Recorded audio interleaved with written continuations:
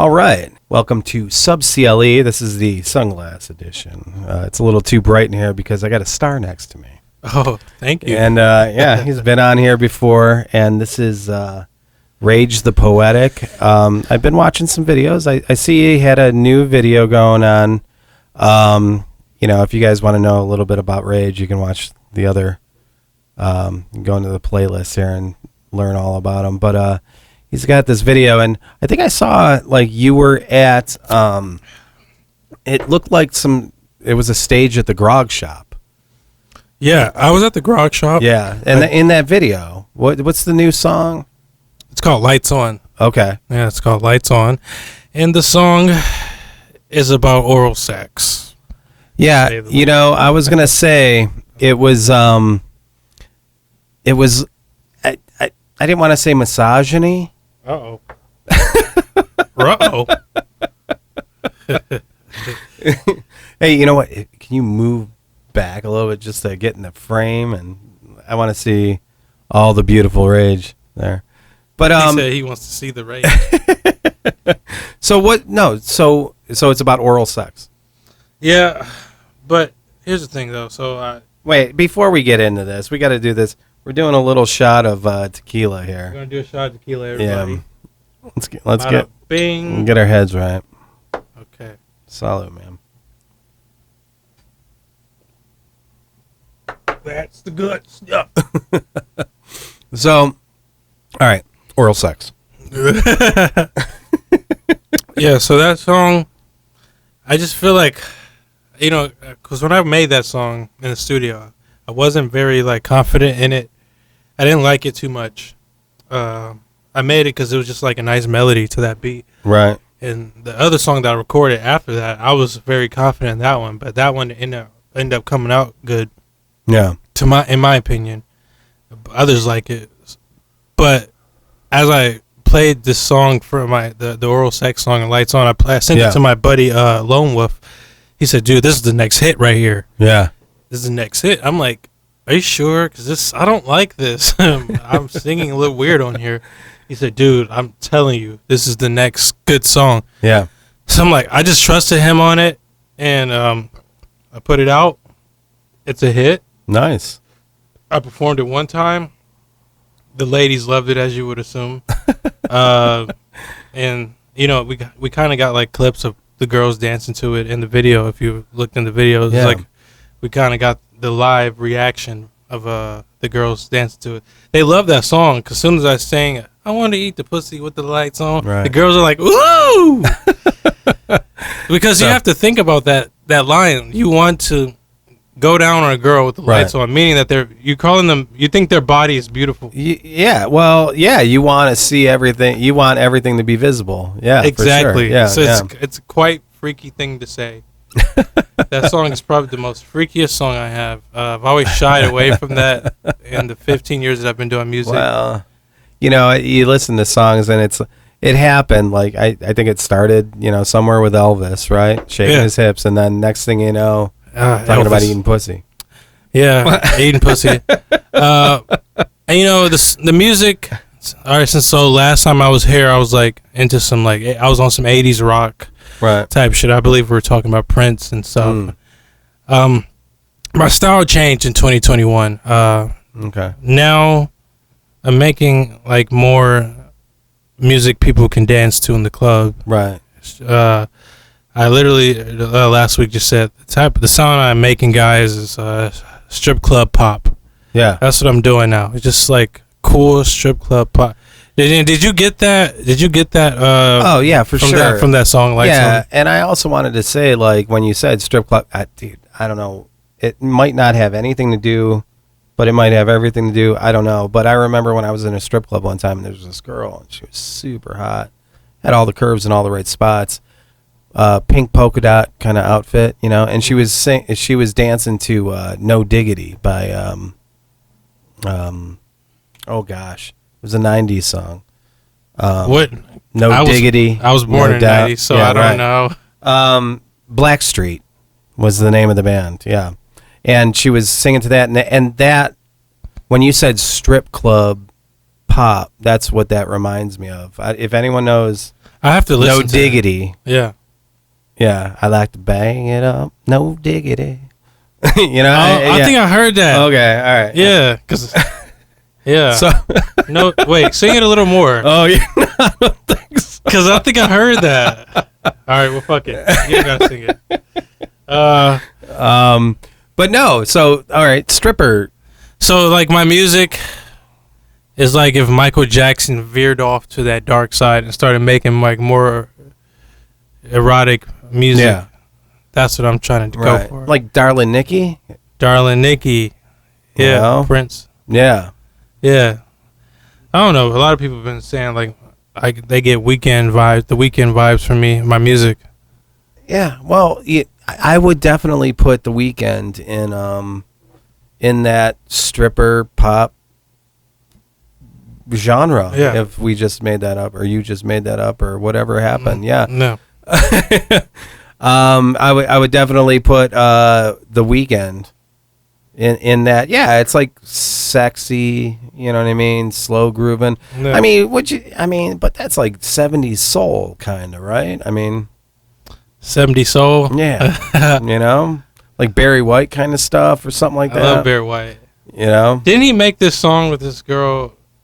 She's been around the world and I've been trying to find you. Yeah. Oh shit. I'm gonna find you. It was a girl singer, but Barry White got on the remix. Yeah. Been around the world and I've been trying to find you. Something like that. Whatever. So the video though. Yeah, lights on the video. Yeah. I wanted to say that like I thought it was pretty well done as far as the production of it. Yeah. There's some pretty good transitions going through there, and the lighting that's done. Yeah. And like I said, even with the shots at the grog shop, because they have that cool like red, curtain in the back, and it makes it look. You said red. So when I go on stage now, I ask the people there two things: make the light red on the stage, dark red. Right. Put the crowd dark, and give me some goddamn reverb on my mic. Because I feel like artists don't do that. Like especially rappers or whatever you want to categorize. Yeah. They don't go there. They're not aware of the settings that you could manipulate from the sound guy. Sure. They just go there and perform on the mic. I'm like, but you literally can go there and ask the sound guy, hey, can you do this to the mic so my performance can be better? Absolutely. And they were 9 times out of 10 say, yeah, sure. Right. And it just makes all the difference for your performance. No, for sure. And, and I think that's why a lot of people have their own sound guy. Hey, my buddy, Moonman 1.5 is on here. So you said, who directed the video? Yeah. My buddy, Moonman, Lone Wolf Universe, directed the video. Okay. Say what's up. Hey, what's up? Tell them what you think about the video. No, it was good. I thought it was well done. I saw the production value. Obviously, somebody knew what they were doing, and I really enjoyed it, man. It was really good. Yeah. Yeah. So the lighting in the background. It wasn't. You can tell it wasn't just like somebody putting a bunch of clips together. You know what I mean? Somebody thought about that a little bit. At least a little bit, if not a lot. You know what I mean? We shot that video at the 9 Hotel. Okay. And they have like a new little rooftop thing up there, a little rooftop bar called the Garden of Eden. Right. And it's a dope ass spot. Like it's my spot to hang out in the nightlife now, and it's for the summer. Yeah. And then I'm sure you heard about the Vault. Yeah, for sure. I like the Vault too. Yeah. The Vault is kind of where I go to like pregame. Okay. Then I go upstairs to Garden of Eden. Yeah. To really rage out. Nice. And we just decided to shoot a video there. And nice. That's what you got in the video. It's just like me chilling with some hotties. And yeah, it was a vibe. I'm really, like I said, I didn't know that song was going to be that. I had least faith in that song, Lights On. And, right. But, sometimes you just got to trust your homies, and they're going to lead you the right way. Well, I saw like an interview at some point when Jay-Z was talking about how he doesn't have, somebody was like, how do you always write hits? And he was like, well, I don't have any yes men around me. Everyone's going to be honest with me and tell me what they think. That's incredibly important to have. Yeah. And I think that's what went wrong with Kanye West, in my opinion.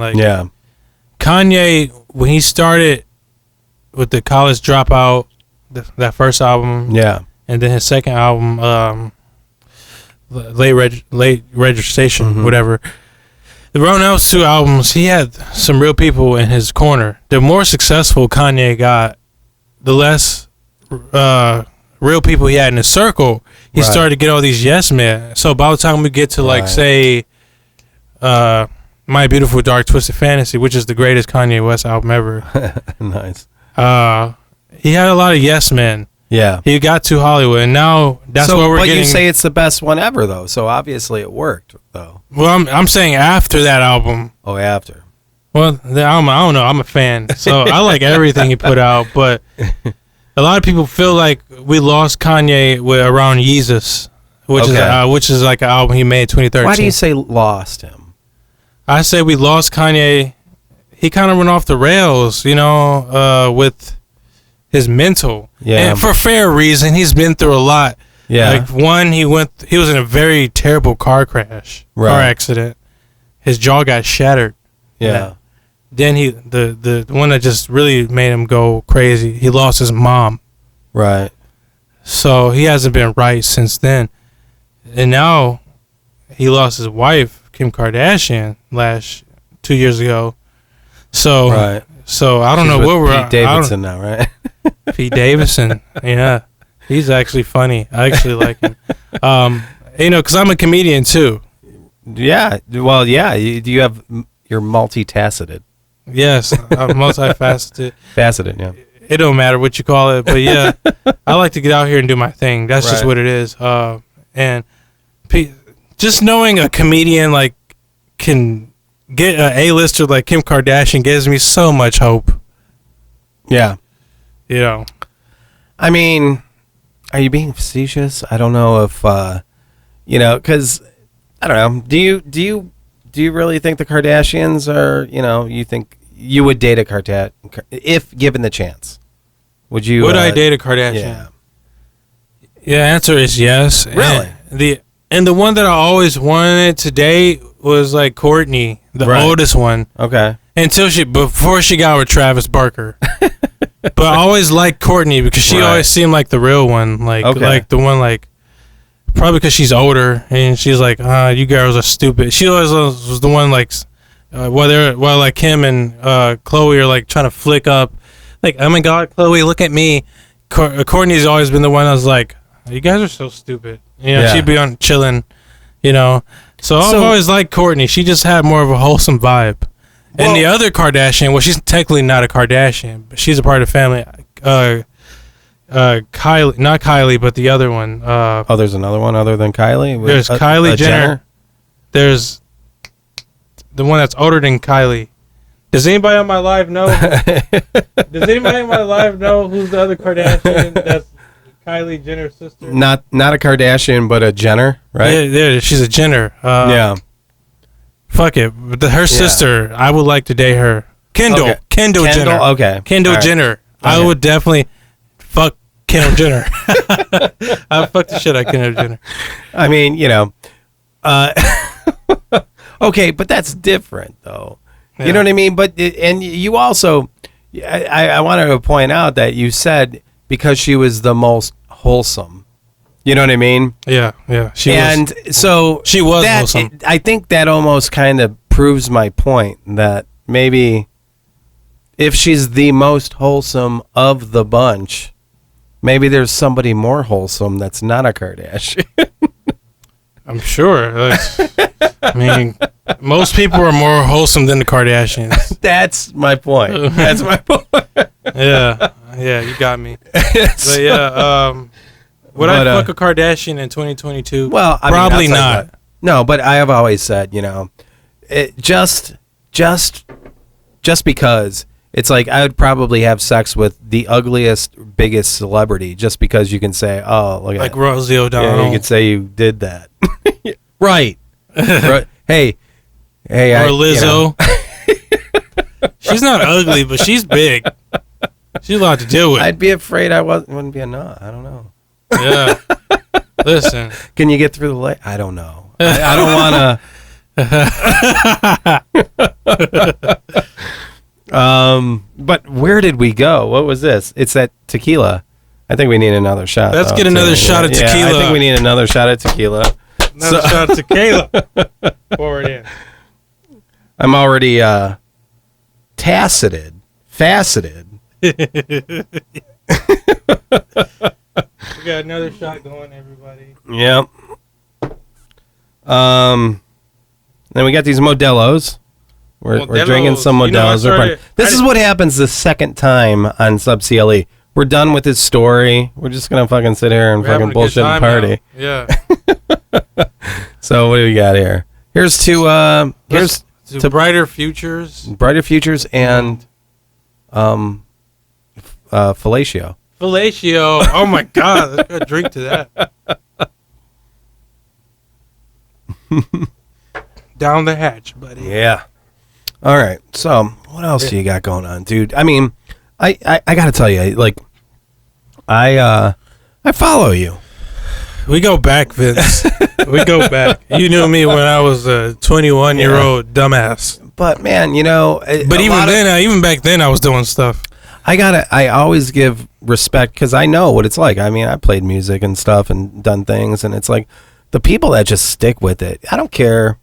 I mean, everyone wants to be accepted for what they're doing, but you can tell the people that just do it because they need to do it. You know what I mean? I definitely need to do. I definitely need, like, I don't have to make music. I really can go. And a lot of people say you should. A lot of people say I should just go all in with the comedy because I'm really good at it. Go all in with the acting because I'm really good at it. Yeah. But part of me needs to get on the mic and make songs about fellatio or whatever's in my heart. You know, like I gotta express myself musically. Well, you know, and you're a young guy. Where I'm 26. 26. So 26. I mean, the most important thing to you probably is a blowjob.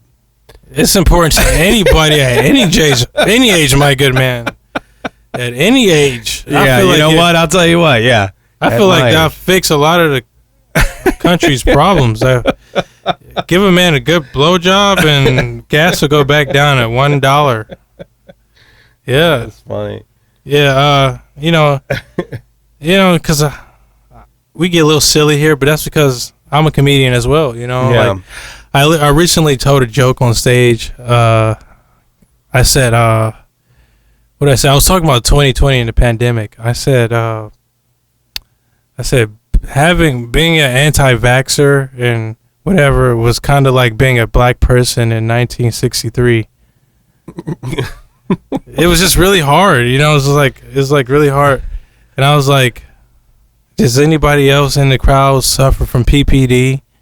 And does anybody know what that is? Yeah, post-pandemic disorders. Oh, there you go. Do you know what a post-pandemic disorder is? Like, they're like, no.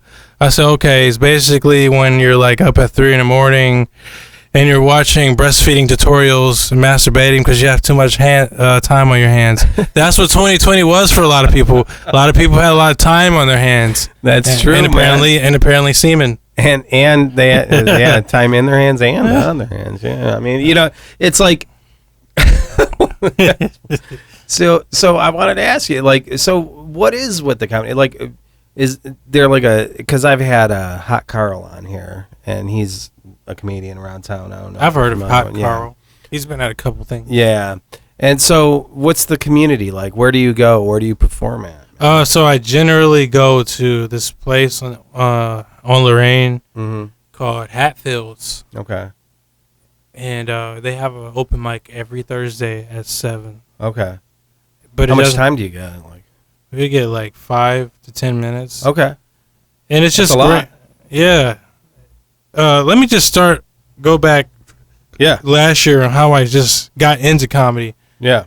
So I've always wanted to be a comedian since I ever seen Richard Pryor go on stage when I was like 9. Sure. And then another comedian or actor, Donald Glover. He's a comedian, actor, rapper. Yeah, really everything. Yeah, kind of. That's who I want. Yeah. That's who just like made me just want to just do this shit. Yeah, you know? yeah. So ever since I saw that guy more specifically, I always wanted to be a comedian, but I really didn't get into it till last year, after I got like into a bad car accident in late 2020, and I was just like in the hospital, and I was like, man, I'm really gonna be upset if something happens, I go away, and I didn't get to be a comedian. Yeah. And so I said, if I make it out of this shit, I'm going to fucking try to do it. So 2021, I saw the open mic. I said, should I go up there and do music? And then something in my back of my head said, you said you were going to do comedy if you made it out of that thing. Right. So my crazy ass went up there and told some jokes at this, and that wasn't even a comedy environment. So I was like setting myself up to bomb. Yeah. And I went up there and I told jokes. And I did good. Yeah. Like, I didn't bomb. Sure. And that was like a light went off in my head. I'm like, okay, I didn't bomb. Right. I thought those jokes were really cheesy. Yeah. And I didn't bomb. Right. I did another open mic. Yeah. I didn't bomb there either. Sure. I went basically from April to late December of not bombing. But I bombed in that last month. Right. But I'm like, that's a good run. Well, it's going to happen. That's a good run, though, for a first-time comedian. Happen. So I did comedy for a year, all last year, and just doing it at the Grog Shop, doing it at the B-side, doing it at Hatfields, doing it at random open mics, just honing my craft. And that was the thing I really, it's now it's the thing I really would like to pursue, you know? Yeah. Like, you're gonna see me doing a lot more comedy stuff this year. Would you incorporate it with your music? Absolutely not. Yeah, it's two totally different things, right? No. See, when I'm doing music, I'm very serious. Like, it's a very serious about fellatio. Yeah, I want head, and I want it now. I want head. No, but yeah, it would be weird. It would take you out of it because those are two completely different expressions, you know? You know, I mean, it can be the same, you know, like, you know, rappers could talk about the same thing they talk about on a comedy stage. Right. But they can be more serious about it. Right. Like racial things, you could talk about racial things on the comedy stage, but in a funny way. But you could also talk about it in a serious way in a rap song. But for me, it's not the same. Because when I go on stage, I generally talk about I do like edgy humor, so and my music is like strip club pop, so they're not the same. Well, it's both on the edge of some, edgy humor. When you say that, to me, it just that would be humor, because if it's not on the edge, what is that? It's just like telling something, saying something. Right? Well, there's different genres and spectrums in comedy, you know. Yeah. In comedy, you got guys like Dave Chappelle. They go up there, they tell a story that's funny. Right. You got guys like Richard Pryor. They go up there like, motherfucker. The other day, I saw a motherfucker. Just a colorful comedian. And you got Bill Cosby, just a storyteller and raper. So you got a different spectrum. Me, I just go up there and I say the things that you shouldn't say. Right. On a day-to-day basis. But, honestly, now that I think about it, when you said Bill Cosby, I guess he wasn't on the edge. He was saying funny, innocent things. It was good for his time. But he was doing awful things, though. Maybe he should have been honest about what he was doing. That's on stage. There's some reality. He could have got away with it because comedy back then. People weren't so judgmental. But maybe if he would have let all those thoughts out in his comedy, he wouldn't have had to rape women.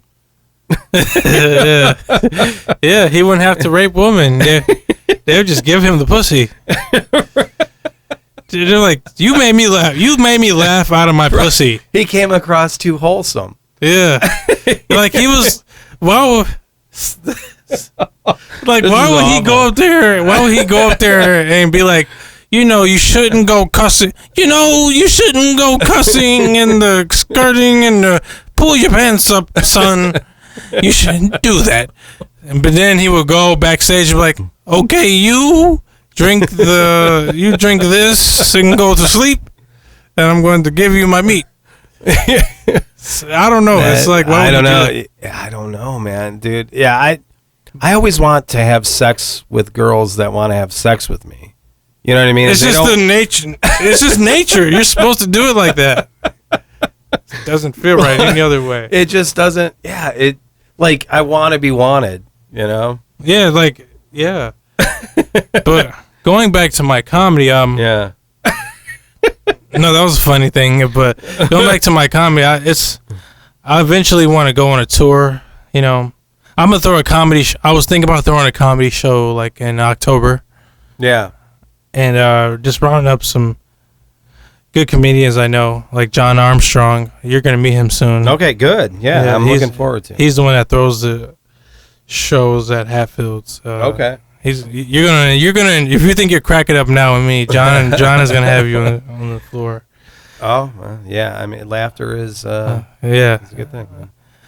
Another thing I want to tell you that I've been doing. I don't know if you probably noticed, but I throw shows. I throw good shows, music shows. Like we got a couple of them. We got Rage Fest. We've had 2 of them so far. Nice. The first one was in 2017.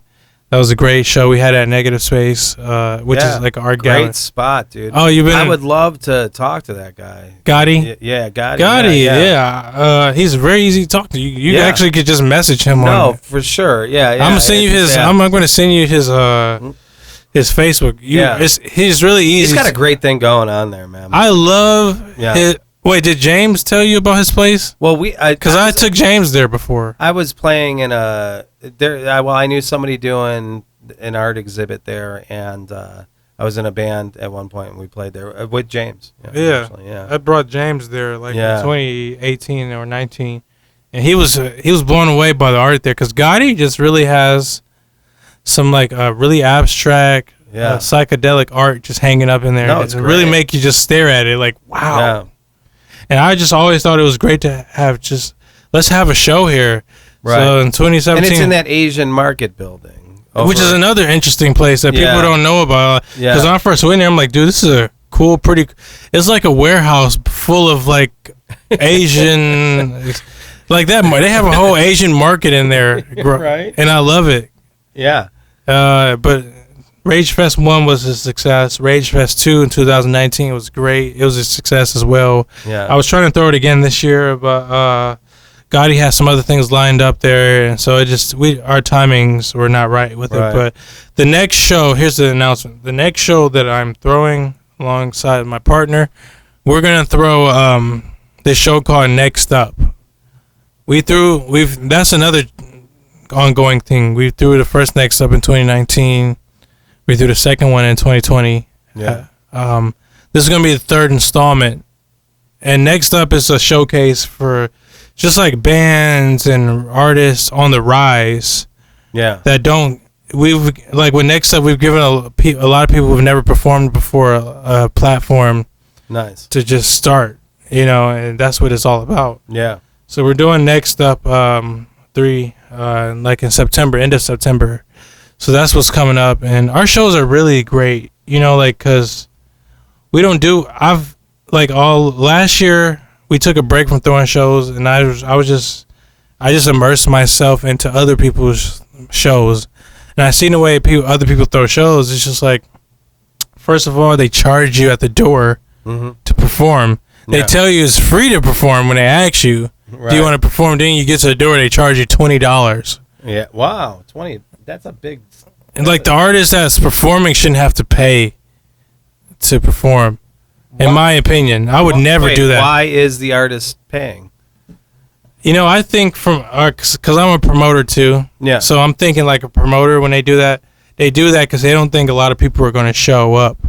So they're going to charge the artists that they know are going to show up the $20. That's like so let's say they ask like 50 artists, do you want to perform? And they tell them it's free. And these guys come like, oh yeah, I want to perform.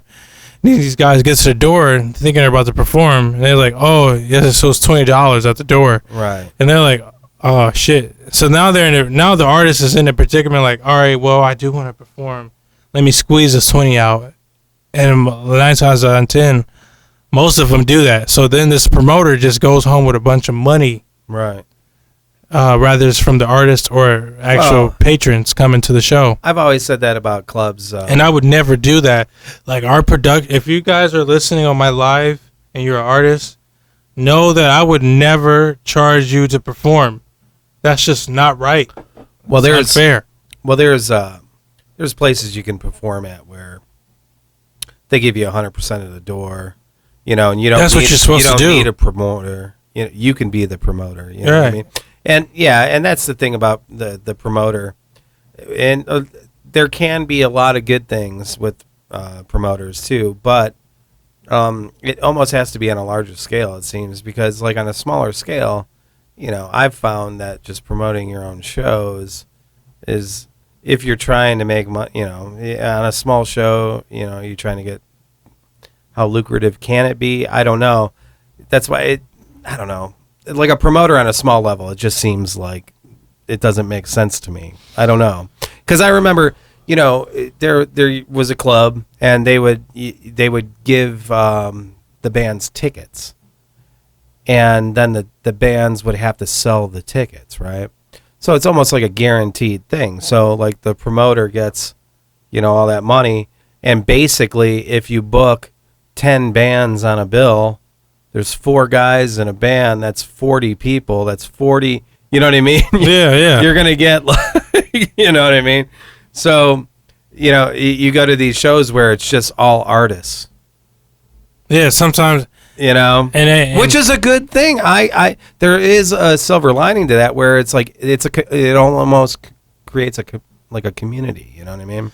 Yeah, you can kind of look at it like a workshop. If it's a show of just all artists, look at it like a workshop. You can test out things. You can test out songs that you are questionable about. Yeah. So yeah, and I learned that from like doing comedy shows. Sometimes I do a comedy show, and there's like no regular people there. It's just comedians, and they're like, "Oh, all right, guys, let's just treat this like a workshop." Right. So yeah, if you're ever in a situation like that, just treat it like a workshop. Yeah, but I don't think the artist should ever have to put any money into anything. No. It really should be the other way around. Well, the promoter, that's your job. You are the promoter. Don't make the bands. Yeah, the band should be. I mean, if you're a motivated band, you're doing your thing. But you're a promoter, that's how your we job, do right? things with our production, with Rage Productions or with Goddess Productions. How we do things is, the only thing we ask people to do is promote the flyer. You don't have to pay to perform. You don't have to do nothing, but just we send you that flyer. Just post the shit. Because here's why you should post it with our shows. Okay, we do like at the end of the show, we have the crowd there, and they're like, we like make some noise. We do like a competition, like, so we have the crowd there at the end. They're like, make some noise. Who you think was the best artist? If you have a lot of people there for you, and they cheer for you, you're gonna win like $100, or you're gonna win like a dope ass photo shoot somewhere, or you're gonna win another shot. Thank you very much. You're gonna win like Friday night. You're gonna win a free video shoot. So if you got a lot of people there supporting you, making some noise for you, they're gonna help you win. So that's why you should promote the flyer that we give you. And that's the only thing that we ask people to do, is just promote the flyer. Sure. We don't have to pay at the door. You don't have to pay anything. Just promote the flyer. But yeah, so that's what we're doing in September. Next up, nice 3, and it's gonna be great. I'll have more details for that. Yeah. On my social media as time goes on. What is that? What you might as well get that out here right now. If anyone's listening, this is the deets. The deets. On where can people find you, man? You can find me on Instagram at _rage. Some of you people on my live probably already know that. But yeah, I don't really promote my Facebook. Yeah. That's more of a personal thing. Oh, he is Zuckerberg hater. When Fucks Mike Mark. I don't give a fuck what his first name. Fuck Zuckerberg. You know, we're gonna be messing up some more words after we take this next shot. Oh my god. Yeah. Solid. Here we go, man. Sub CLE. Sub CLE. Yeah, buddy. What is this? So that's the Red Rockers tequila. The Red Rocker, Sammy Hagar. Mm-hmm. If anyone, he played with Van Halen. It was like the controversial thing for the '80s rock fans, like whether or not David Lee Roth or Sammy Hagar was the better singer for Van Halen. I want to do some alcoholic plugins myself. So I like Terramana. Oh, that's the Rock. Yeah, I've been drinking that shit. I've been drinking that shit since it came out in 2020. Yeah. It's literally my favorite tequila. Dwayne Johnson. He's who I aspire to be in Hollywood. Just oh, yeah? You got to work out like I don't want to be... I really think he should stop working out. Because I look at his Instagram like, dude, you don't have to do this anymore. Look at your legs. Look at your arms. Look at your chest. He's a big man. Stop it. Yeah. You don't need to work out. You need to lose weight. Like I know. How do you maintain that? Like you gotta eat a lot, right? Yeah, and he posts his cheat days, his cheat day meals, and it's usually like 5 pancakes with toast and eggs. A big thing. He eats like a monster. Yeah, but that's because he looks like a monster. No, he is a huge man. But just like how you can get big like a fat person. Yeah. Yeah, you can get big like a muscular person. You can be too big as a muscular person. I think he's hit that limit of like, hey, you're too big now. You have to lose some weight because you're just too muscular. God damn it! Like you're not trying to be a bodybuilder. You're an actor, and you're the owner of the XFL. And does he own it, or he's a partial owner? No, he owns it. No, he bought like the whole thing. Well, with his ex-wife, they own it together. Really? Which is another thing. Like. This man went to a business venture. He went into a business venture with his ex-wife. Yeah. Who can do that? Yeah. Like, not many people can, let alone have a conversation with their ex-wife. Well, but, honestly, I don't know what Dwayne Johnson's doing. See this tequila? Tequila's hitting you, buddy. Yeah. I don't know what he's like in real life, but he seems like a genuinely good guy. You know what I mean? Like I think he's probably not going to make too many enemies. From what I've read about Dwayne The Rock Johnson is he's a gentle giant. He's a gentle giant. He's had very humble beginnings. He was dirt poor. He has the name of his production company is called $7 Production. Okay. It's because that's what he had in his pocket when he was like my age, like $7 to his name. And he named it $7 Production so he never forgot where he came from. He grew up poor, so that's why he's pretty humble. Well, guy. I think when they talk about like Hollywood stars have like used their platform, whatever. Yeah, I think it's the only way like lower income people actually have a voice or a platform is when they become great in the arts in some way. Yeah. You know what I mean? Yeah. So, and then it's like people piss on him. It's like, whoa, you're just an actor. You shouldn't have a say. It's like, well, why should this fucking economist have a say, but not an actor? Isn't it all people are equal? It's the same thing with like a basketball player. Like, a lot of times they would say, when LeBron would speak up on political things. Same thing. That's what I'm saying. That's the same thing. They'd be like, shut up and drivel. Right. Right. This man he's an American too. He has an opinion. Yeah, right. And he's an important figure. Like I thought it was freedom of speech. I thought we all had a say. Why are we shutting? Oh no, you're not allowed because you play a sport or you act or you do this or whatever. Okay. Well, we got a little too political there, man. We don't want to do that. But anyways, like I feel like whether you're a comedian, rapper, actor, basketball player, golfer, it don't matter what the fuck you do. Right. You should be allowed to speak up on things that you feel ain't right. Totally. It doesn't matter what you do. Yeah. Yeah. You know, because it's like if a guy that made a lot of money drilling for oil, why does he get to say what's right and what's wrong, but not a guy that made a lot of money working fucking hard to fucking be the best at fucking the thing that he's doing? Yeah.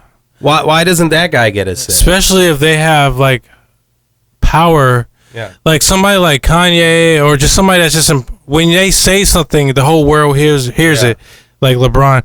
Like if somebody is of importance like that says something, that's what I'm why saying. shouldn't they be able to say something? And why shouldn't it be accepted? Right, because they're because they can. I'm sorry, I don't mean to interrupt you. No, I'm interrupting you. Yeah. When they say something, the whole world listens anyways, and then there's going to be articles about it. Right.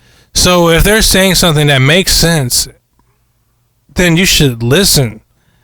You should listen because they're important. Right. Well, and it's a demographic that isn't normally seen. It's like, why is only the old rich white guys? Why are they the only ones that, for some reason, have a say? You know, why can't it Fuck be that shit? right?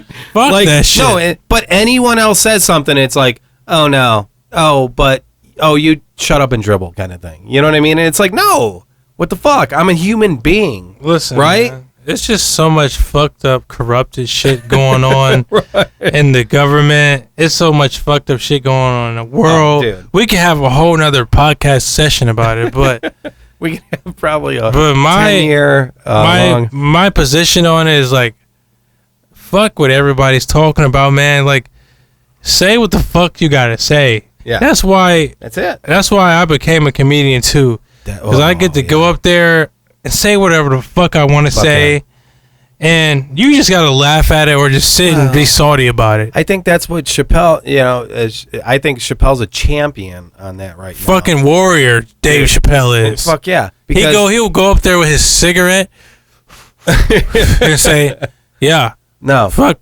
this, fuck that. They're trying to cancel him like a motherfucker. You cannot do it. No, he's can't too cancel good. Dave Chappelle. He's so I don't know if he's like a Mark Twain. Okay. You know what I mean? I think he actually got a Mark Twain. I think he actually got a Mark Twain Prize award. Well, and rightly so, because it's those people that like speak about society. Yeah. And it's like the satire on society, and like they're speaking, it's like it rises above it. It's like it is the way it is kind of thing. And they just kind of paint it in a way that everyone can see it and see. And that's what the humor is. Somebody I took a class one time, and the teacher said, the difference between comedy and tragedy is because tragedy is pointing out the flaws of a single human being, whereas comedy is pointing out the flaws of all of society and making a joke out of it. Right. That's the beauty of being a comedian. I love it. Yeah. Some of my favorite actors, I love them, like Denzel. Yeah. I used to like Will Smith, but I don't know, like he kind of lost his edge. I don't know. Well, I don't know. He's got a pretty good edge, smacking Chris. He smacked the shit out of Chris Rock. Like when I watched that, because I was already watching the Oscars because I'm an actor and I'm just already. Dude, we're getting a little too. We got to back off these mugs. We're both peeking out a little bit, so we'll just back off a little bit. But go ahead. Well, I was already watching the Oscars and because I'm already invested in that shit. Because I always like to visualize myself being there. Yeah. So when I saw him slap Chris Rock, I paused the TV. I'm like, wait a minute. Is this real? Yeah. That was the first time ever that Will Smith showed his black side. Yeah. And that frightened America. Like that because Will Smith's always been like the type of guy a white person can come to be like, hey, what's up, my nigga? Right. And they'd be like, he'll be like, he just laugh it off. I see what you're saying. Yeah. But that time, Will Smith showed his West Philly version of him. Yeah, but and now everybody's so afraid. Far removed from that, though. Yeah, and now is that everybody's just a afraid little of too him. much privilege, though? Probably. You know what I mean? Because Yeah. I think Will Smith, color or no color. I think if both of us walk into a room, I think Will Smith's gonna get a better treatment than me. Speak for yourself, buddy. Listen here. I'm gonna make myself known. I'm gonna be treated like a king. But no, seriously though, like I saw it kind of like an arrogant kind of thing. Like I don't know if it was even real. Like what the fuck do we know, dude? What you know the what I fuck mean? do we know as somebody just watching something on TV? Everything could just be stringed along with Geppetto, just playing the strings. But 9 times out of 10, I think that was a real moment because we really haven't heard much from Will Smith since then. No, which is unheard of because Will Smith always is in the spotlight, always for anything. I think what we saw on TV was Jada Pinkett Smith being a toxic woman. We saw a toxic relationship. Oh, well, live on TV. I got some feminist friends that are probably going to have an issue with you saying that. Like, what do you mean? What do I mean is it's not right because Will Smith genuinely thought that joke was funny. That Chris right, he laughed at originally. He thought it was funny. He came out of his seat and laughed at it. Yeah. We literally saw her on TV, looked at him like, yeah. And then the next scene we saw was him going up there slapping him. Right. Okay, so feminist or not, you gotta say that that's not right. If somebody thought that something was funny, you can't manipulate them and make them think, oh, that's not funny because I'm your wife. Because that shit and I don't like that.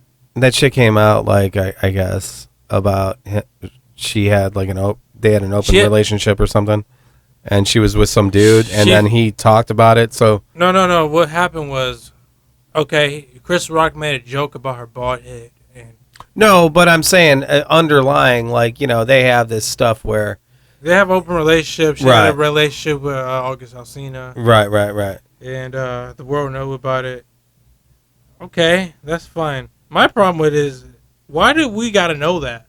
Why do you got to bring that shit on Red Table? Right, who cares, right? Like, that's like me going on here talking about my relationship shit. Yeah. I'm pretty sure my significant other would be like, hey, why'd you get on there and talk about my STD?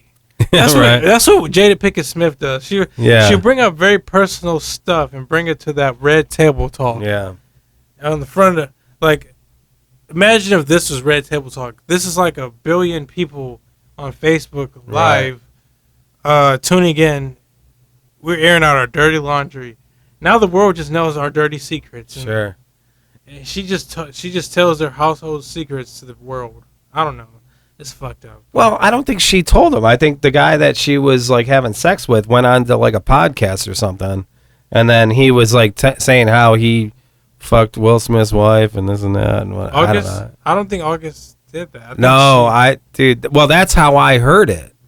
I don't know it any other way other than I guess the guy went onto a podcast and said something, and then it was like what the fuck and whatever. But he said it in the kind of from what I remember, he said it in the kindest of ways. He was like, well, it's an open thing.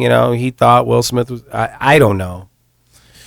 My memory is awful. My point, so I don't know. And I didn't really. I just saw a headline. So my point being on the situation is like, I don't know. I just feel like Jada was wrong and Will is not right now. Yeah, but how many women has Will Smith had sex with? What do you think? That's a good question. It's probably a lot more. And I don't know. I don't want to say anything. I don't know. A lot more than I can imagine. Probably a lot more than both of us. But yeah, I want to go. If you get even local, a little bit of if you go up on a stage, you're having sex with 5 girls. Immediately, as soon as you get backstage, right? You don't even have to be good. The damn camera girl's like, "Hey, please take me." What you said aroused me. I want you. Right. So that's just the power of being a celebrity. Now me, I don't want to be a celebrity. Like I just want to be good at what I am, what I'm doing. Yeah. And if stardom comes from that, that's gonna suck, because then I won't have my privacy anymore. Like I don't want the fame. I don't want the fame. I will literally say right now, I don't want that fame. I don't want that shit. I just want to be so good at what I'm doing. I want to be so good at what I'm doing that I'm respected for it. Yeah. Not idolized, but respected. Well, because I think with I that want to be comes respected. well, with that comes credibility, and it validity, and if you can do something, I always equated it to just being completely honest. Yes. And that I think that's what an artist really truly desires, whether or not I'm sure there's people that crave attention, whatever, but I think an artist truly just wants to be honest and express themselves completely and freely. You know what I mean? That's what being an artist is all about. Just having that platform just to express yourself in a way that you normally don't get to express yourself in everyday life.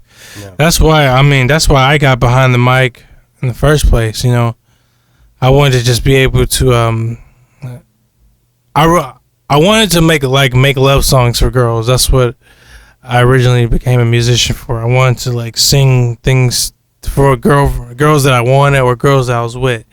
I would make songs for them, and I just wanted to express my self in a way that I wouldn't be able to do that, like if I was just talking to them one on one. Right. And it just morphed into me becoming an artist. Like, all right, now I just want to say things that I don't get to say every day in life. Right. And it's kind of the same thing with music. Oh, let me speak on something. So another reason why I became a comedian is and actor is because it's got to a certain point where when I do performances now, I don't get nervous anymore. Right. And I heard when you don't get nervous anymore, then if your nerves are dead to something, you should really find something else that you love to do.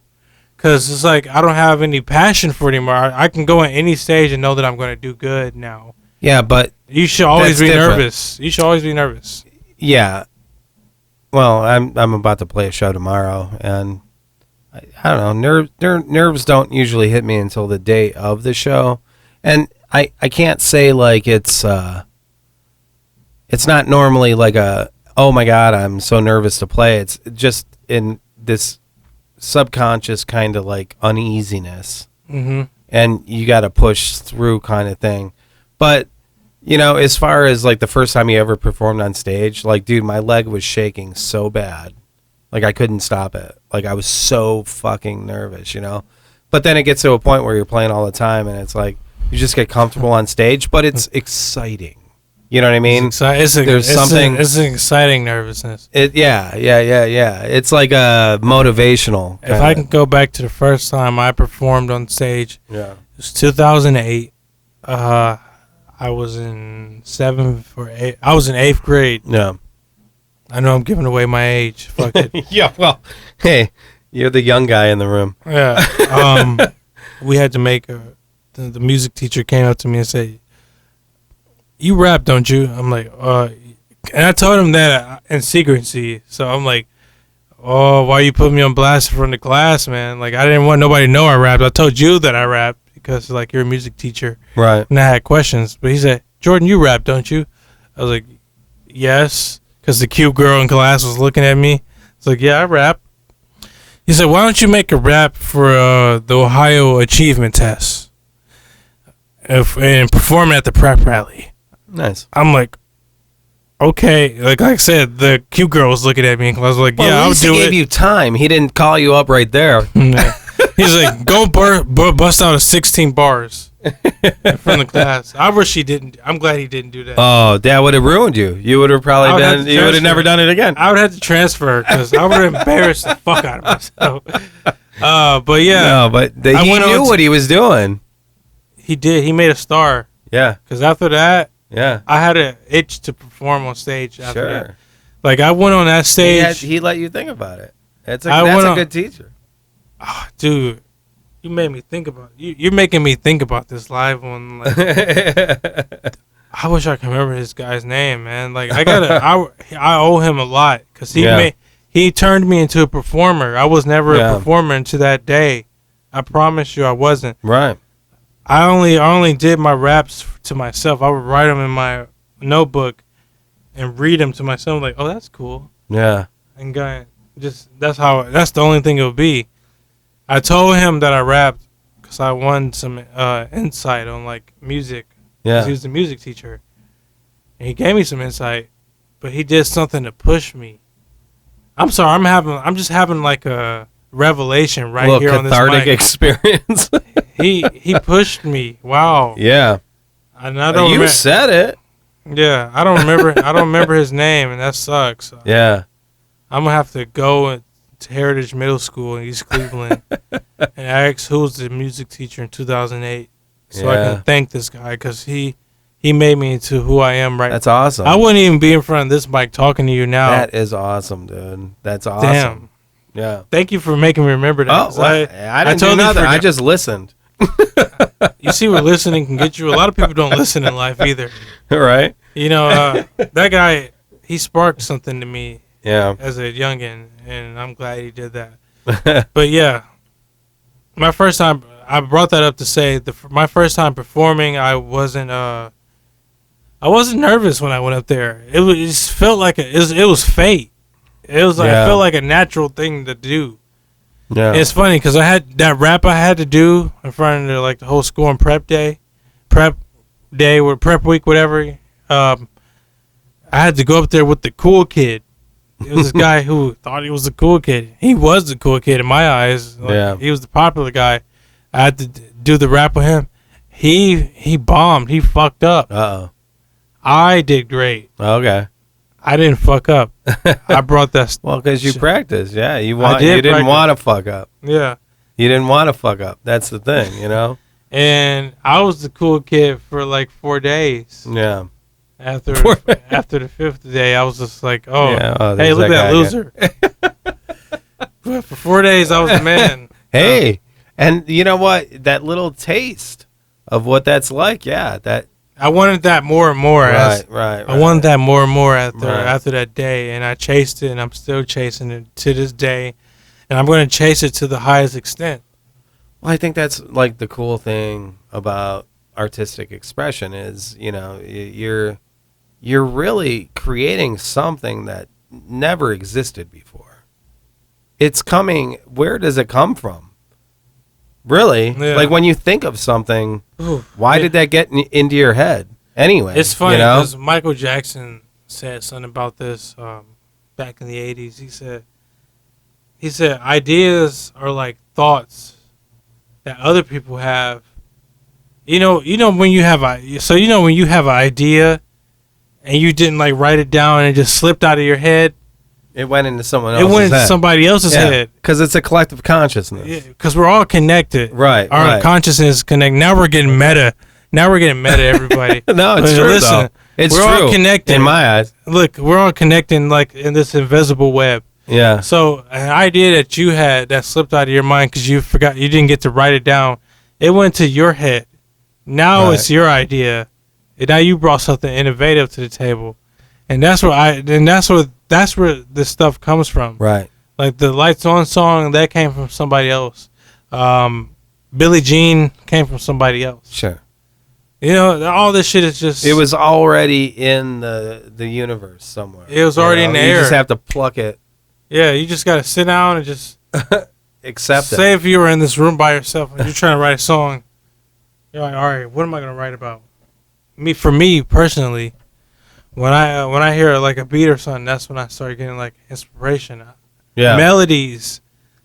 I start mumbling things to like beats, and I get melodies in my head. Like it's oh man, I wish there was a scientific way to see how something like that would happen. And that's funny because consciousness, that's the one thing that they don't understand because you can't measure it in any way because it's It's subjective. It's only what you're saying. There's no way to measure Yeah. consciousness. You can't measure it. That's because it's something beyond that you would never. The greatest scientist, not even Stephen Hawking, right, will be able to grasp, because it's like something beyond. And just like writing a song, it's just like wow. It's just some of the greatest songs. It just came in. It just came into your head and just popped in there. Yeah, that's amazing.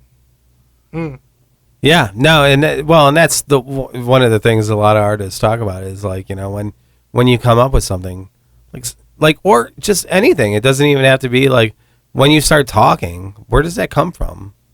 You know, just it's like now you're making me think. Yeah, well, when you're talking, then you can look at Sam Harris and he says there's no free will, that everything is just whatever. It's going to happen anyway.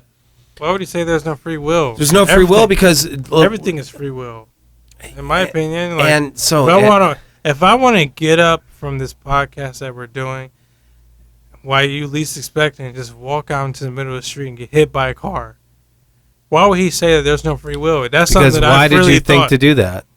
What? Why did you think to come up with that lyric? Why did you think to come up with? Oh, you now I get it. Now I know why he would think that, because. Like we said, where does it come from? Ideas. Yeah. Not even a creative way, like we were talking about. Right. Ideas just as a whole. That thought could have been the neighbor's door, neighbor's thought next door. He thinks shitty of himself, and I'm just like open mentally. Yeah. And I got his vibe, and I just went out there and done myself. But even if you were to like pick heads or tails. Like, where does the idea come from to pick heads or tails? I don't know. So, I mean, this is now we're getting meta. You know? We're getting meta. But, one thing I want to explain. So, if you guys are, like, watching me on this thing and you see, like, blood on my face and this... you keep moving. You're gravitating this way. Sorry, guys. Yeah. I have this jacket on. I'm doing this vampire thing right now, and every year I do like a character. Last year I did like a star type of character. I wore a suit for a whole year, like a fitted. I wore like a tailored suit for a whole year. Yeah. Every performance that I did, everything like this, I wore that suit because I always like to give my audiences like a character. Put them in a world, they could see something. So like, well, is it like so the character now he died chasing this girl last year, and now he came back from the dead, and he's like this vampire type of character in the night. So that's why if you watch the Lights On video, yeah, go ahead. If you watch. If you watch the Lights On video, the character is like kind of like spooky, like, you know, this cool, like, seductive character. He's a vampire. He's enchanting. Right. He's a smooth guy. I've always done characters since I've always done like a theme or a character since 2016 with my music, because I just feel like I don't want my music to be just like, oh, it's just a rapper doing something. No, this is an actual art thing right here. You know, right? Like, that's why I say when I go on stage, I want their light to always be red. Always, any stage. Well, why? Because I'm a vampire. Blood. Okay. Yeah. A lot of people say, oh, you're like a Blade Morpheus looking character. You know, and you do the sexy kind of music, so that red kind of, the red light kind of, yeah, you know, that's a thing with hookers and stuff. I'm activating people's lower chakra right now, the root chakra, right here. So when the bass drum, when you do, you produce music, do you? Yeah, I've dabbled in some music. Yeah, for okay, sure. so red. That's how this started, actually. I got all the equipment to record things. So you know what? Now that I examine, that's damn true. But listen, So like when you put a lot of bass in a song, you're activating somebody's root chakra right here, Yeah. which is connected to the sexual organs all around It's here. the groove that makes your booty move. Exactly. That's why a lot of African rituals, Yeah. they would do the drum. Right. It would make people want to just party and move their hips. You know, everyone wants to shit on the bass player in the band, you know. But the bass player is the one that makes the fucking asses move. Yes, he does. Yes, he does. Yeah, for sure. It's funny because a lot of black people were bass players in bands back then. Yeah. It's actually the only... Wow. You look way back, though, like those old blues guys, they played the guitar, man.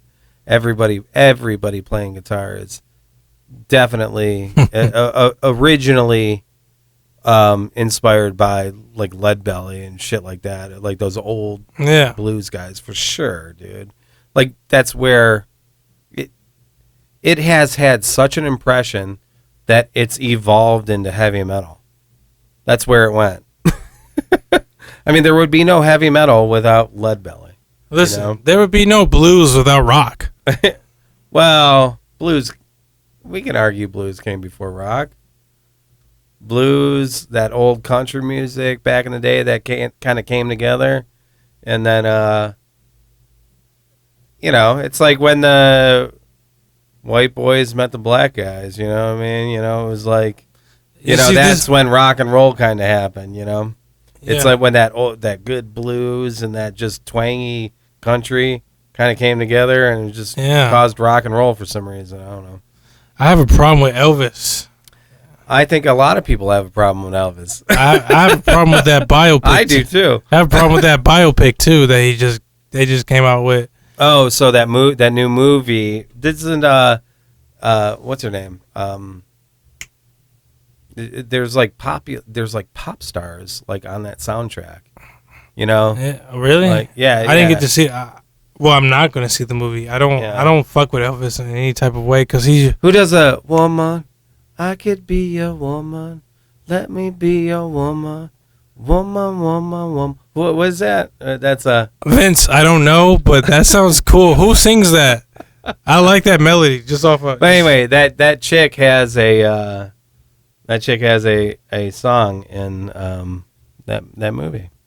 So whatever. So what's up with the Elvis? I don't fuck with Elvis because, as you know, and a lot of people know, Elvis took a lot of. Well, yeah. I mean, obviously, black people's style. Sure. I don't want to make this about race, but he did do that. You know. Yeah, I don't know if he consciously did it, but I think some people saw a good-looking white guy that could play a little bit of guitar, and they just kind of like exploited him. You know. Yeah. You know. Maybe that was the case too. I don't know. I don't think he. All right. So you're right. So maybe Elvis was inspired by because some of the colored I don't know colored musicians that he saw growing up. Right. And he was just inspired, and he just kind of did it on his own. And then there's just like some producer guy came along. Was like, hey, you're pretty good, aren't you? You could be something. You're doing these things that we can't really put out there because black people aren't allowed to do those things. Yeah, let's put you out there. You can do that. Let's get you out there. Yeah. That's.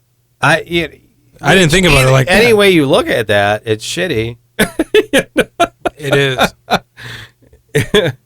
I'm having a lot of revelations right live on this show.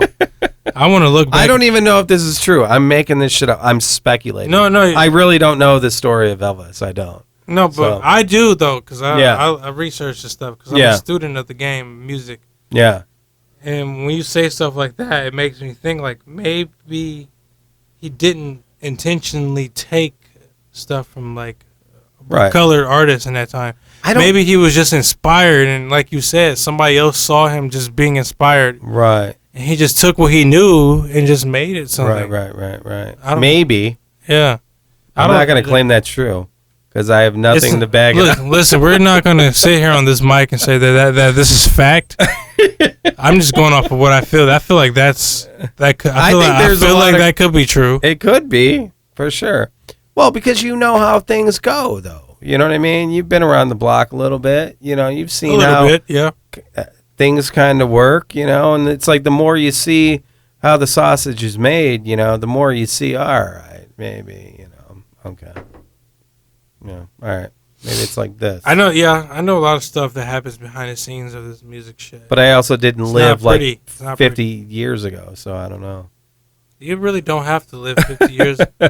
You kind of don't have to have lived 50 years ago to know what the fuck was going on. But it's kind of like what's going on now, but more basic back then. But it's like when your grandmother was alive, black people and women weren't allowed to vote. They were not. Isn't that crazy? It's absolutely insane. I mean, absolutely insane. So, but you just whole ass shut off a whole another part of the human race because you're like, oh, they got too many emotions. They can't. We don't want them to say anything. It's the same thing. It's the same thing as telling a guy shut up and dribble. Oh, it is. It's the same thing. You just want somebody to stay in their lane, right? You know what I mean? No, you don't have a voice. You know, it really is. I mean. You know, and then you think about it, like even like 100 and I don't even know math, but like I know a lot of math, but anyway, but like at a certain point, like when this country first was, you couldn't vote unless you owned a certain amount of land. That's crazy. I didn't know that. Yeah. So like, yeah, I read it somewhere, so it must be true. But no, seriously, like, if you didn't have like enough land, you didn't have a right to vote. It's only landowners that own like a certain amount. Then they had a say, you know. And then, but like, yeah, when it's just funny. Everyone wants to. We the people. You know, everyone wants to quote that shit, but nobody had a voice back then. More people have a voice now, actually, than they did back then. It's like, you know? It's like, I hate when people say, oh, the world's so fucked up. Or it seems like we do. Everybody say the world's so fucked up now. The world is always, look, the world was more fucked up back then. Like somebody could come in your village, in your tent, and take your children away into the night, and you would never see them again. You just have to be like, well, it happened. Dude, about 500 years ago, somebody will just come in, kill all the men and all the children and rape all the women and then leave.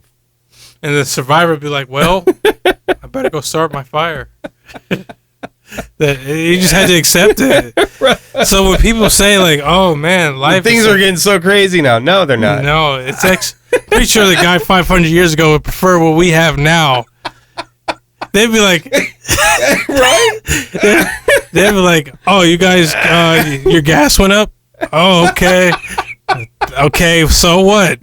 At least you have your family. Right. At least you have your goddamn daughter. Some man and just kick your tent down and grab your daughter by the neck and say, she's mine now. Yeah. No, people have it so bad right now. Yeah. We have it horrible. Well, you know, we say that, we joke, and then we're all going to die of a nuclear fucking holocaust. The last time I was here, the world was in peril. Like, yeah. The last time I was here. Still? Sort of, but not like how 2020 was. Oh, that was the last time I was here, right? Was that 2020? It must have been, yeah, because, I think we were in the pandemic, yeah. Yeah, because in 2020, I wasn't here last. Who knows anymore? We know COVID is out here, but are we still in the pandemic? We should be. I think we're in the. I don't think we're ever going to get out of the pandemic. We should be in the. As long as prescription drug companies are in existence, we're in a pandemic. Right, as long as they say so. Yeah, right. Yeah, but like in 2020, that was the last time I was here. That was just a crazy time that's why I made jokes about that, because I never got to joke about it last year. Yeah. But like, that was just such a crazy time in the world. Like, you could walk into your family's house, because I was a non-vaxxer. I still have not got the vaccine or anything, Because I just believe in my immune system. You can say whatever you want about it. What the fuck? How are you still alive? Yeah. Like, Because of my how immune did you system. survive? Because of my immune system, buddy. And people need to trust in it.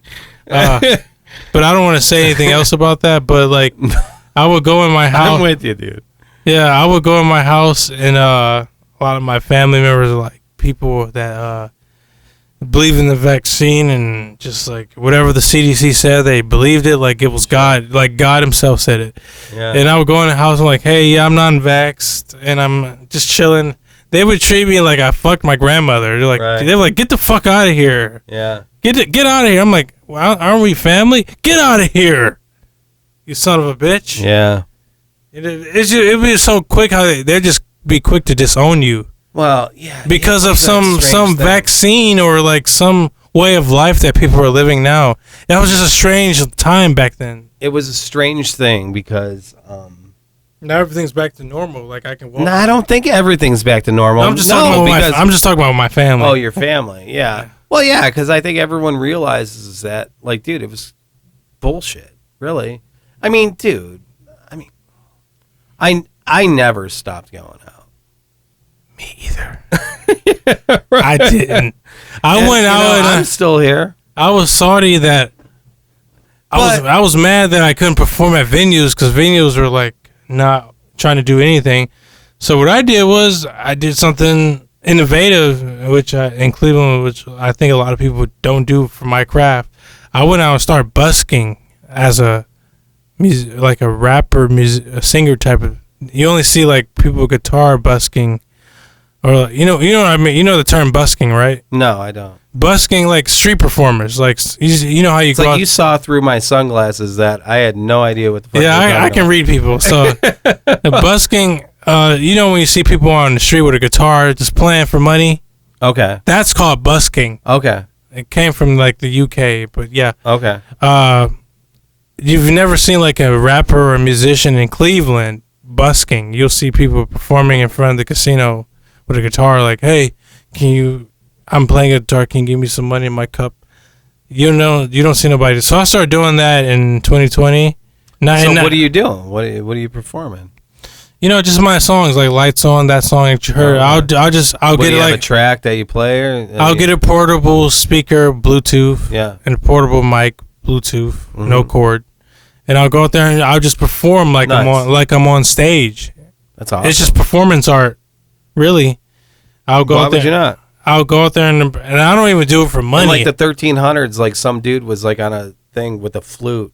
Yeah, Fucking- it's exactly like that. Yeah, right. It's exactly like that. Like in my mind, I don't even think that I'm in the middle of public square performing. In my mind, I'm on a stage.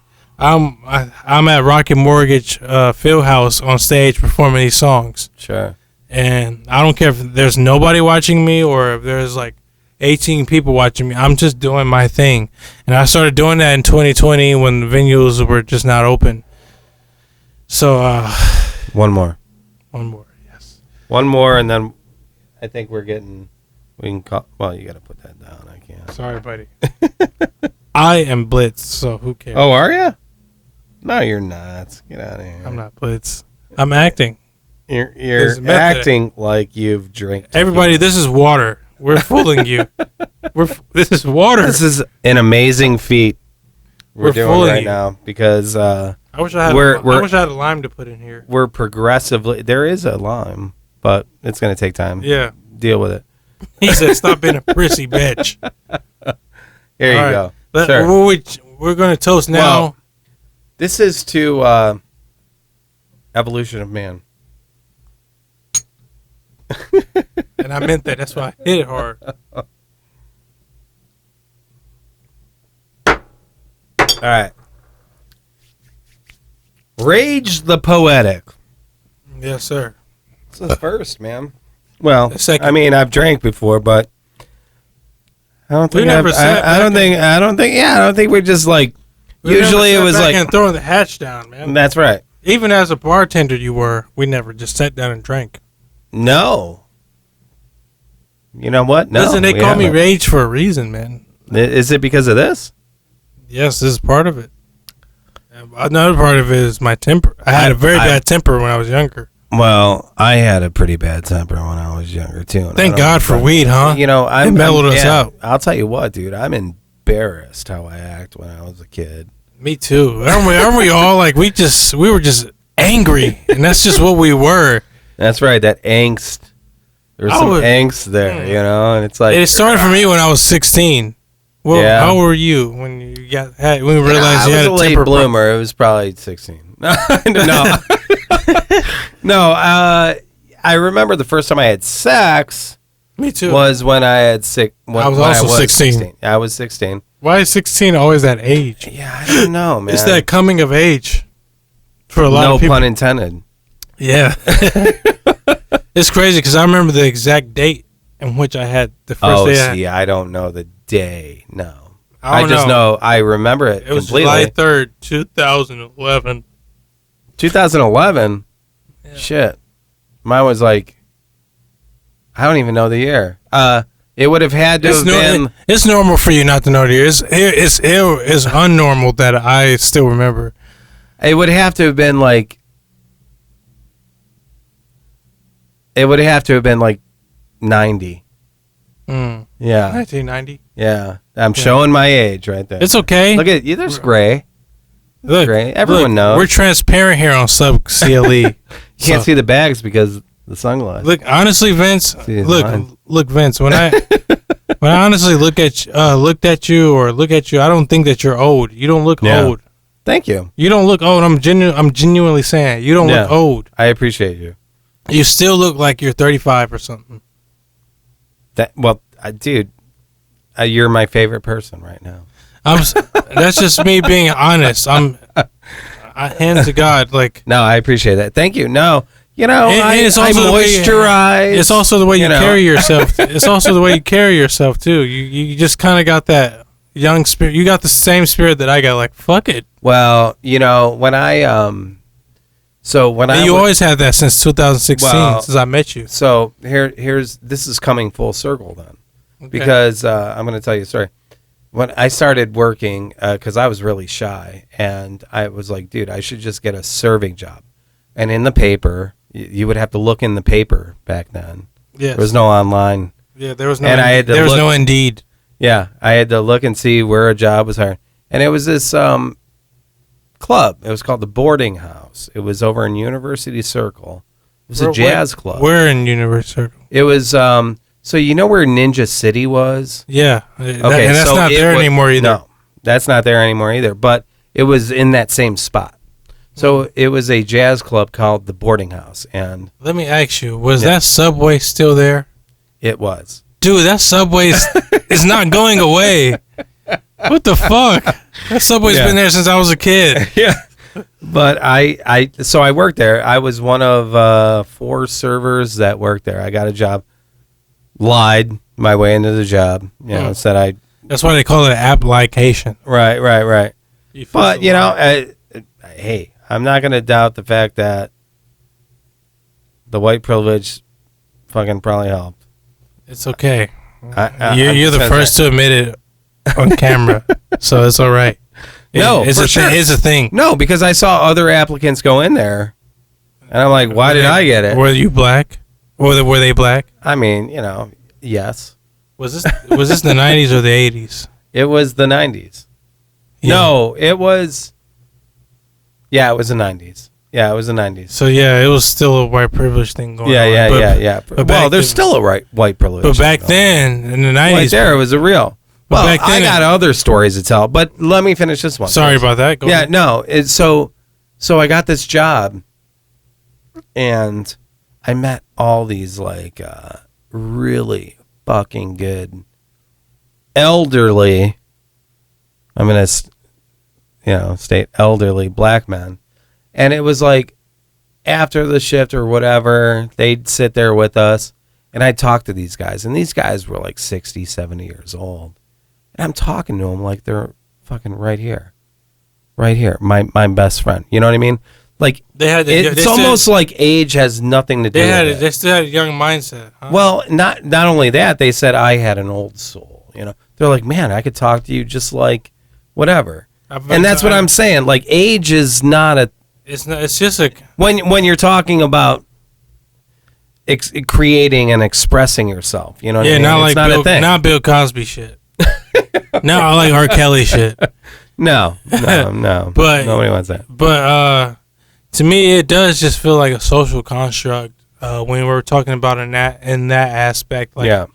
Just like just relating to somebody, you know, like it just feel because like man, I can relate to like a 50-year-old woman talking to me at my job. I can just relate to her. I'll feel like her, and I can also relate to like a 12-year-old, like my nephews and nieces when they talk to me. Right. I understand where they come from too. I'm like, I get where they're coming from. Well, but you think about the world where I got that job and I'm talking to these guys. And to your point, I should have nothing in common with a 65-year-old black man being a 21-year-old white guy from the suburbs. Right. You know what I mean? I should have nothing to do with this guy, but for some reason, we're connecting. Listen, it goes back to what we said about ideas. We're all connected. Yeah. We are. In an invisible web. We have to be open to it. We have to be open to it. So we're all just connected from birth, and that's why we connect to certain people, whether they're white, black, or Hispanic, or Indian, and whether they come from different backgrounds as us. We are just all human, and we're all connected. Right. I was reading this book called The Fourth Agreements. And the guy was just saying, like, we're basically just all different versions of ourselves to other people. We're all just like mirrors of each other, just in a different way. Right. So that's probably why you connected to that guy, because it was you, but in a different version of you. Dude, like, it was like, you know, it was seriously like kismet. Is what they say, you know. It's funny you said that word. I just learned what that word meant this past week. Yeah. That word means fate, doesn't it? Yeah. Great. Yeah, and it's like, no, it's like, you know, and it wasn't, I didn't even realize it until the one guy, man, he just said it. He's like, man, it's like, I don't get it. You're so young. He's like, but you get it. So, you know, you know. So at Punch Bowl, when we worked there, yeah. You remember Leon? Yeah. The server assistant. Hell yeah. I related to him like I was his age. Like, he was an older guy. Great. I was 21. He is great. He is great. Yeah. I was 21, but he was like, I don't know how old he was, but he was up in age. Every time he would talk to me, I would feel like I was from his era. Sure. And I knew what the fuck he was talking about. No, yeah. I agree. Yeah. Even he's awesome. And Pam. She would talk to me, and I'm like, I know what you're talking about. Yeah, I hope they're watching because I love them. They were like my people. You know what? They were like my Punch Bowl parents. Honestly, when I first got there, I didn't know what the fuck I was doing. Yeah, I didn't know shit about being a surfer assistant. No, I knew you didn't know what you were doing. Yeah, like, I didn't know. I didn't know what I was doing when I got there either. So, but look, Leon and Pam were like my server assistant parents. Like, yeah. She was like my mom, and he was like my dad, and I knew where the fuck they were coming from. Even though we were a different age, we always just clicked. Yeah. And you know, Stephen Howard, he was always like my brother. He was like my brother. I just ran into him in Vegas. I love him. Ago. Did you see that? I don't know if yeah. We were out there, and he was like, he always was out here, and I'm like, really? So we hung out with him and shit. Cool. Let me tell you, shout out Stephen Howard. Yeah, I'm gonna send him this clip of this episode. But yeah. Shout out to Steve Howard. I got him into acting I got him into acting. Yeah, last year. I saw him post some things about that. Yeah, I got him into acting last year. We literally like went to the restaurant Avo in Ohio City. Yeah, and we hung out, and he literally asked me. He was like, "Dude, how do you get into this shit?" Because he's seen that I've been doing it. Yeah, and I just told him the rundown, and goddamn it, this boy's just been taking off. Yeah. Even more than me. And I have to clap for him. Steven's really about it, you know. Steven has always been like a very good sociable guy. He was always a good server. So that's how I knew he would be a good actor. Yeah. Because if you're a good server, you can be a good actor because you just know how to relate. You got to know how to relate to people. Yeah. When you're a server or a waitress, waiter. You know, you gotta be able to walk up to a table and be like, okay, let me fit their vibe, Right. so I can know how to serve them. You know, I've never been a server, but I've been a server assistant, so I've been behind the server and to see. Well, you don't want to be a server, man. I'm not. I'm done with restaurant life. You are a receiver, my friend. A wide receiver. A fellatio receiver. Yes. Yes. You know, I got you another beer. I don't know if you wanted to drink that, man. But... I'll take it for the road. Okay. I gotta drive, man. So you think you gotta go? Oh, you gotta go soon or what? What time is it? I don't know. It's like a certain time. It's a time that we will not speak of because we're on live television. We're not on live television, but we are live, baby. And no, I'm gonna tell you, it's 10:16 p.m. on Friday the 22nd.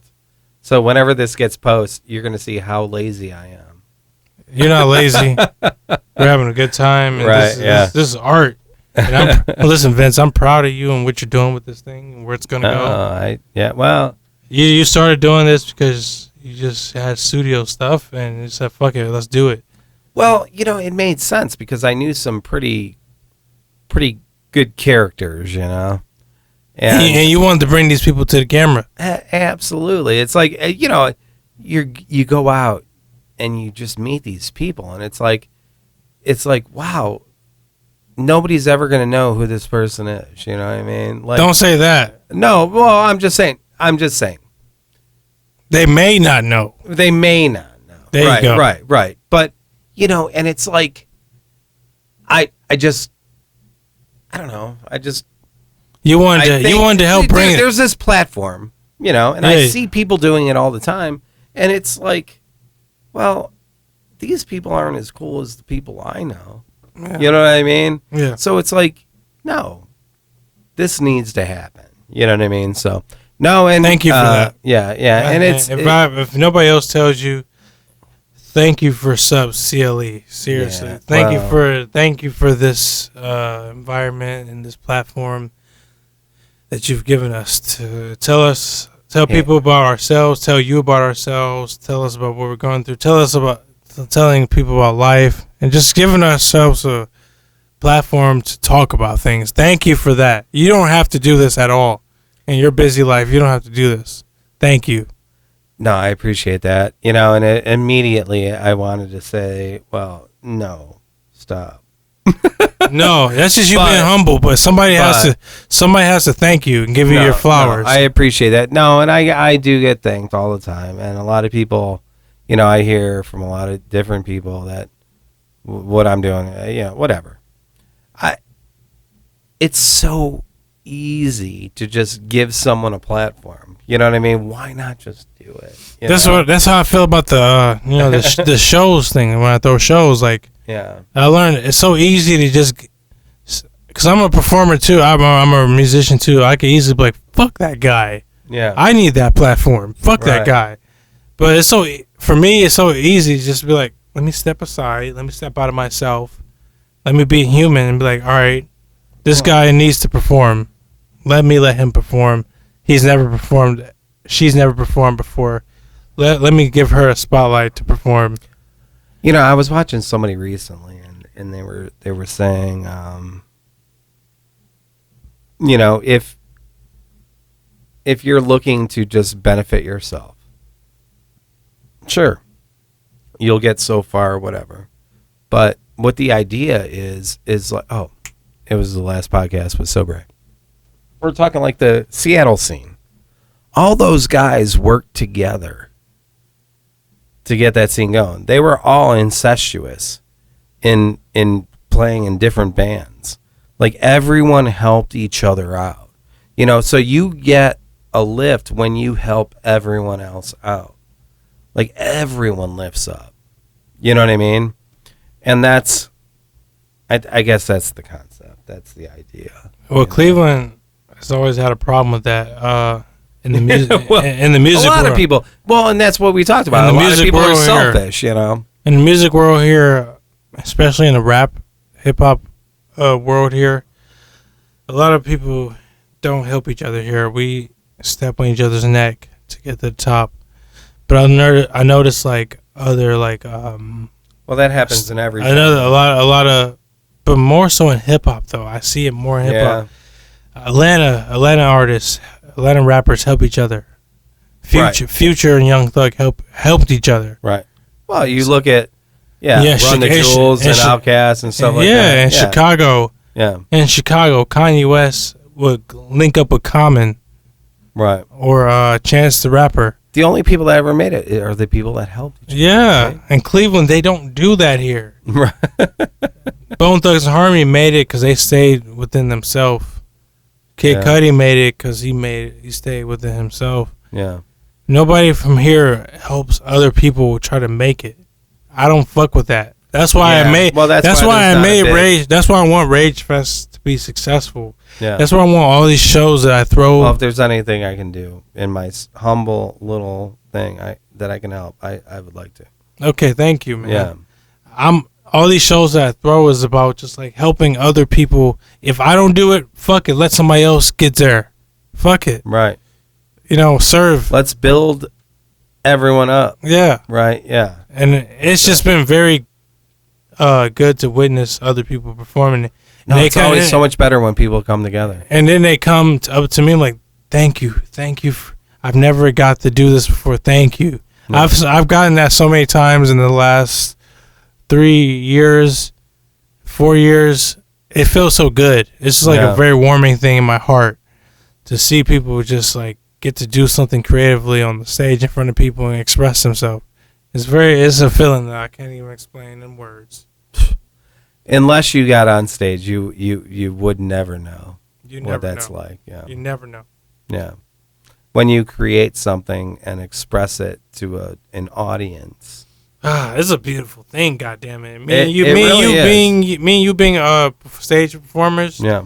Only me and you know, and the people listening. Yeah. But if you're just a regular person out here and you don't know, man, that feeling is just like you could die. You can die in that moment. You would ascend to the stars. I've always said I could die. You can. I would. Are already. Yeah, lived a great life. Yeah. Like imagine you doing like a great solo on a guitar. Yeah. And the crowd is like, yeah, damn it.